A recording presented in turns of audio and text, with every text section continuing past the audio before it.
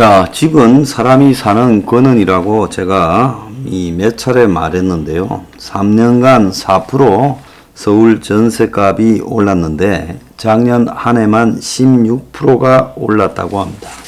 그래서 이게 결국 임대차 3법 때문에 그리 되었다 해서 이제 보수 언론들이 세게 비판을 하고 그러는데, 사실 이 부분은 뭐 보수 언론의 비판하고 별개로요, 정부가 지금 집값 폭등이 있고 그 집값을 잡는다고 세입자를 보호한다고 한 대책 자체가 저는 틀려먹은 거라고 보고 있습니다. 그런 대책으로 세입자가 보호되는 게 아니라 오히려 집주인들이 자신들의 보호책을 더 강구하면서 세입자들에게 그 책임을 전가하는 거죠. 이 집주인 입장에서는 임대차 3법에 따른 손해를 감수하지 않기 위해 원래 있는 사람이 더 하고요. 집주인은 아무나 하는 게 아닙니다. 남한테 세를 줄 정도의 집주인은 아무나 하는 게 아니다. 그러니까 자기가 손해를 안 보죠. 왜? 자기한테 전가된 세금이나 지배, 보유세나 이런 거를 다 세입자에게 또 넘기고, 더 나아가서 세입자를 쉽게 쫓아내지 못하니까 한번 세입자를 들릴 때 전세금을 대기 올려놓지 않겠습니까? 그러니까 당연히 세입자는 내쫓기고 집주인은 빈집을 방치합니다. 근데 여기서 집주인은 나쁘고 세입자는 착하다, 꼭 그런 것도 아니에요. 어떤 세입자들은 나갈 거라고 돈을 뜯어내고 심지어 정권의 핵심이었던 인물도 큰 돈을 내줬다라는 이야기도 있지 않습니까? 그래서 요즘 재건축 단지에는 매일 이삿짐 행렬인데, 집주인이 세입자에게 미안하지만 입주권 받으려면 내보낼 수밖에 없다라고 이야기를 한다는 겁니다. 그러니까 올 연말 계약인데 끝나는 대로 집비하라, 이렇게 말을 한다는 거예요. 그러니까 보증금을 올려줄 테니 그것도 한 2억이나 올려줄 거니 2년만 더 살자 하지만은 나중에 재건축 입주권을 받으려면 어쩔 수 없다, 이래서 이제 내보낸다. 그러면 뭐가 문제냐 하니, 주인이 그 재건축할 때 그 집에 살아야 입주권을 받을 수 있다니 집주인 입장에서는 낡은 집이라도 그 집에 가서 살려고 한다는 겁니다. 자, 그래서 지금 이 전세 시장이 붕괴되면서 폭발을 하고 있다. 다주택자도 이 전세를 내기보다는 아예 정렬을 하고 있다. 그래서 비집주인들은 세입자가 나가고 나면 새로운 사람을 들이기보다는 빈집으로 방치하고 정리하는 쪽으로 가고 있다는 겁니다. 자, 전세에 살던 사람들은 전세집에서 쫓겨나와도 대출을 막아놔서 집을 살 수도 없다는 겁니다. 수도권 대부분의 지역이 규제 지역으로 묶여 있고, 과거에는 집값의 70%까지 대출이 됐는데 이제는 40~50%로 대출 이 규제 한도가 낮아져서 대출을 받아서 집을 살 수도 없다고 합니다. 자, 전세난이 가중되고 폭등하는 이 시대. 자, 월세로 또 대부분 전세는 없습니다. 월세로 가거나 반전세로 가는 시대. 자, 이제 이 서민들은 그야말로 살 수가 없는 세상이 되어가고 있어요. 이 수도권에는, 특히 서울에는 서민이 살 집이 없다는 겁니다. 이런 식으로 가는 사회, 이것이 옳은 것이냐? 이건 매우 잘못됐다라고 생각을 합니다. 그런데 여기서 가장 큰 문제는 뭐가 더 큰 문제냐? 대안을 제시하는 자도 잘못됐고 현재 이 정권을 잡고 있는 자도 잘못됐다는 겁니다. 부동산 문제가 대안 제시자도 잘못됐고 기성의 정치권에 의해서 해결될 가능성은 거의 없다는 겁니다. 그래서 진정으로 이 집 없는 서민들을 위한 대안을 제시하는 데는 아무도 없습니다. 혁명 21만 말하고 있는데요, 그분들은 이렇게 생각합니다. 우리가 저당이 이 집권해서 정책을 고치기보다는 그 사이에 집을 사고 말지. 세상은요, 그런 식으로 마음을 먹으면 아무것도 변화를 이루어낼 수 없습니다. 지금 서울시의 전세 대란에 이제 전세 사람들이 전부 월세로 되어 가는데 지금 몇 달 더 지나면 더 심각하게 작용할 것이다. 원래 지금 이사철도 아니잖아요. 보통 보면 1, 2월 달에 이사철이고 또 9월 달 계약 놓고 7, 8월 달에 이사철이고, 그런데 6월 달에 지금 전세난으로 서울시가 다 난립니다. 자, 지금 가상화폐가 요즘 곡소리가 연일 나고 있습니다. 물론 잠깐씩 올라갈 때는 있지만 전체적으로 봤을 때는 끝났다라고 보는 게 답일 겁니다. 지금까지 조심스럽게 이 사태를 관망하던 언론이나 세계 경제학자들이라는 사람들이 이제 대부분 가상화폐가 붕괴되어지고 있다, 이렇게 말을 하고 있습니다. 그래서 일시적인 요인으로 가상화폐가 조금 오른다라는 것은 그건 뭐 무너지기 전에 마지막 털어먹고 가겠다라는 사람들 이야기일 거고요. 요즘 은행에 있는 사람들이 다 가상화폐 하다가 빠져나왔다는 거예요. 이미 다 정리했다는 거예요. 냄새를 맡고요. 그러면서 그들은 가상화폐가 대부분 단타 매매이기 때문에 실제로는 돈은 한 5조 원밖에 안 될 거다라고 말을 합니다. 자, 물론 한국에 가상화폐 하는 사람이 500만이라고 가정해 봅시다. 실제로는 600만이 넘는다고 하지만요. 그럼 500만 명이 만 원씩 한다면 500억, 10만 원씩 한다면 5천억, 그리고 100만 원씩 한다면 5조, 1000만 원씩 한다면 50조 아니겠습니까? 가상화폐 하는 사람들의 평균 액수가, 거래액이 얼마가 된다고 보십니까? 그래서 가상화폐를 5조 정도니까 큰 문제가 터져도 별거 아니다라고 말하는 사람들이 실제로 보면 이 가상화폐가 단타 매매로 실제 거래액은 얼마 안 된다, 이렇게 보고 저런 말을 하겠지요. 그런데 저는 가상화폐 하는 사람의 평균 액수가 얼마인가에 봤을 때 한 돈 1000만 원은 될 거다 봅니다. 물론 500만이 다 가상화폐 1000만 원씩을 하는 건 아니겠지만, 뭐 대학생들은 100몇십만 원씩 한다는 말도 있지만은 실제로 가상화폐를 크게 하는 사람도 있고 작게 하는 사람도 있을 때 최소 50조는 넘을 거다, 저는 그렇게 보고 있습니다. 과거에 노무현 때 바다 이야기가 한 40조 했는데 지금 가상화폐가 하루에 코스피 코스닥 시장의 거래액을 넘어가는데, 아무리 그걸 단타로 많이 한다 해서 그것이 그렇게 5조 정도를 가지고 500만 명이 돌리고 있다라는 것은 국민 1인당 돈 100만 원 한다라는 소리이기 때문에 말이 안 되는 이야기입니다.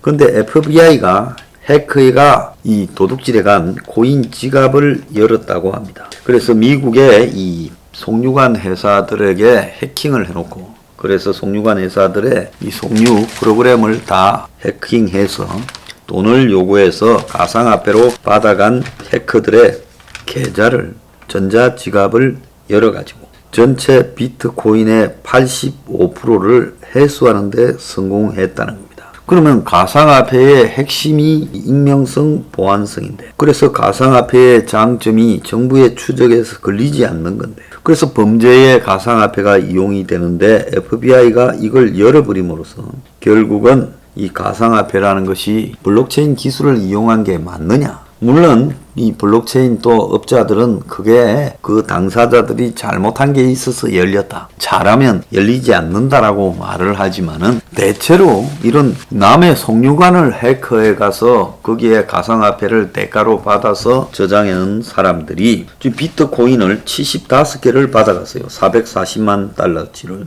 그런데 63.7개를 회수했습니다. 그러면 해커들도 틀릴 정도인 가상화폐라면 나머지 사람이 저장해 놓은 가상화폐는 대부분 다 틀리지 않겠습니까? 그래서 가상화폐의 보안성 자체가 사기가 아닌가, 이렇게 봐야 되는 겁니다.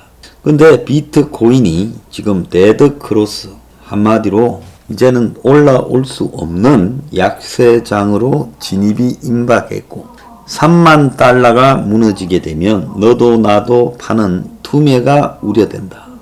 그래서 비트코인 하는 사람들이 3만 달러의 매도 옵션을 많이 걸어놨다는 겁니다. 그래서 200일 이동 평균 밑으로 하락이 임박했는데, 오늘도 뭐 비트코인이 엘살바도르에서 법정화폐로 지정되어서 8.5%가 올랐다, 급등했다, 이런 이야기가 나오지만은 실제로 코인은 끝났다라고 다들 보고 있습니다. 여기에 이제 FBI가 털은 것이 결정적이었다라고도 봐야 되는데요. 한국에서는 이 특검법이라는 법이 지금 시행을 되기에 앞서서 중소 가상화폐 거래소들이 기획 파산을 지금 하려고 하고 있다는 겁니다. 지금까지 완전히 법의 사각지대에 있다가 특정 금융거래 정보 보고 및 이용에 관한 법률이 9월 25일부터 시행되고, 자, 그러니까 9월 24일까지 거래소들이 다 실명 전환 등록을 하라 이렇게 하고 있죠. 자, 이러니까 큰 데는 했습니다만은 중소 가상자산 거래소들이 기획 파산을 해가지고 일부러 지금 이 사업을 닫아버리려고 하고 있다는 겁니다. 왜냐하면 이 어차피 이 실명 전환을 할 그런 자격이 안 되는 중소 거래소들이 해킹 등을 핑계로 갑자기 사업을 접는 것이 지금 속출을 할 거라고 보입니다. 자, 그런데 거래소가 지금 위법 행위를 집중적으로 할 가능성이 있다는 겁니다. 정부가 지난 달 28일 가상화폐 거래 관리 방안을 발표하면서 이 해킹을 가장한 가상거래소의 기획 파산 위법 행위를 엄정 처리하겠다 했어요. 자, 이건 지금 무슨 말이냐? 투자자를 속여 고의로 문을 닫아버리겠다는 거예요. 왜? 돈 내줄 게 없으니까. 해킹 당했다며 잠시 거래 중단한다고 공시하고 문을 닫아버리고 도망을 가버리는 겁니다. 그래서 기획 파산은 거래소가 작심을 하고 기획해서 투자자의 돈을 빼먹는 것으로 문을 닫으면 투자자들은 돈을 찾을 방법이 없다는 거예요.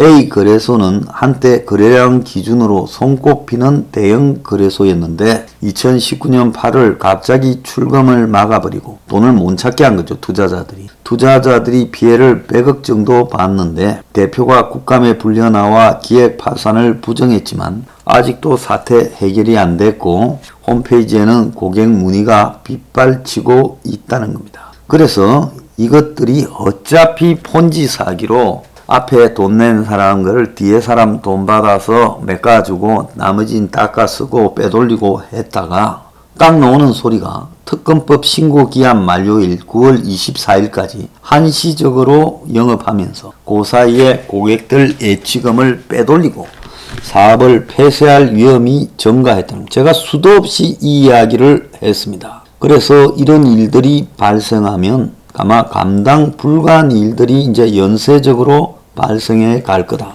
그래서 이 코인 업계는 지금 완전히 빨간 등이 켜졌어요. 그래서 여기서 하고 싶은 거는 전번에 V 글로벌이라는 회사 하나에 1조 7천억이 들어가 있었습니다. 코인 거래소인지 다단계 피라미드인지 알 수 없었어요. 그런데 남아있는 돈을 보전 요청을 해서 확인해 보니까 2,400억 밖에 없었습니다. 허접한, 족보에도 못 올리는 회사 하나에 1조 7천억이었는데 코인 전체 양이 5조밖에 안 된다는 금융계 관계자의 말요. 이게 맞는 말이라고 생각하십니까? 오늘 지금 들어오는 이야기는 서울 서민 집값이 더 뛰었다. 노도강 평균 매매 가격이 1년에 37.5%가 뛰었다는 겁니다. 노원, 도봉, 강북 등이 그렇다는 거예요. 도봉구가 41% 뛰었다는 거예요. 꼴찌를 탈출했답니다. 참 기가 찬 일이 아닐 수 없습니다. 자, 집값이 이렇게 폭등을 하고 있는데요. 이런 상황 속에서도 지금 정권은 전세값, 집값, 월세 난리 났고 지금 코인 난리 났습니다. 그런데도 어떻게 해결될 거라고 희망적 사고를 하고 있습니다. 세계 경제가 1973년 이후에 최대폭으로 성장한다라고 하는데 사실은 제가 볼 때는 시한폭탄을 깔고 앉고 있다, 이렇게 보고 있습니다. 금융위기 때 시중에 풀린 돈도 감당을 못하는데 코로나로 그 몇 배가 되는 돈이 풀려 나왔습니다. 그러다 보니 시중에 유동성, 돈이 넘치고 석유, 원자재, 곡물값, 심지어 허접한 코인까지 올랐습니다. 40년 전에 최악의 인플레 공포가 지금 다시 나타나고 있다고 합니다. 자, 우리가 40년 전에 굉장히 인플레가 심했던 적이 있었지요. 그때가 지금 연상이 된다는 겁니다. 70년대에 세계 경제가 스태그플레이션이라고 해가지고 오일 쇼크에다가 또 각국이 대규모 재정 지출을 했습니다. 50년대, 60년대 2차 대전 이후에 70년대 초반까지 잘 지내오다가 경제가 안 좋아지니까 돈을 많이 풀었죠. 그래서 인플레이션이 확 번지기 시작했습니다. 오일 쇼크, 중동 전쟁까지 합쳐지면서요. 그래서 이제 그때 닉슨이 뭐라 했습니까? 더 이상 달러와 금을 바꿔주지 않겠다고 불태환을 선언을 했지요. 자, 그러면서 금 본위제가 무너져 버렸는데요. 지금 그때 이상의 인플레이션이 진행이 되고 있습니다. 이 연준은요, 이제사 금리 인상을 고려하겠다라고 하면서도 최근에 인플레가 오래 갈 거라고는 보지 않는다면서 말을 하고 있습니다. 미국의 골드만삭스 같은 경우에도 현재 인플레이션 우려하는 것은 잘못된 것이다라고 말하고 있습니다. 세계의 금융 투기 자본가들은 인플레이션이 아니다, 일시적이다라고 말을 하고 연준도 일부 여기에 동조하는 부분도 있습니다. 문제는 이들이 다 사기꾼이라는 겁니다. 이자들이 진실을 말했다면 세계 경제가 이런 식으로 공황에 빠지고 인플레이션이 심해지고 금융위기를 맞고 그런 일들이 있겠어요? 그러니까 현재 이 세계 경제는요, 아무도 그 밑바닥이 뭔지를 모른 채 가다가 어느 순간에 내리앉을 가능성이 크다고 보고 있습니다.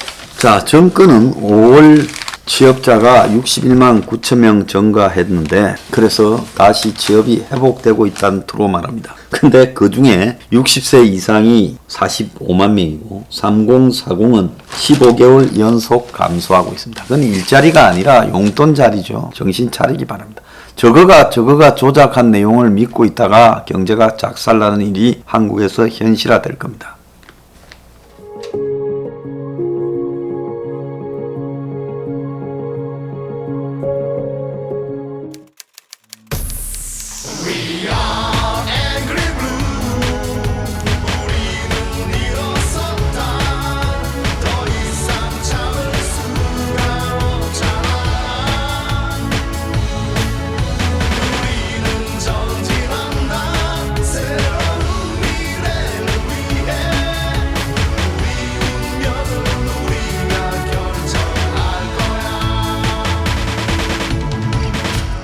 동지여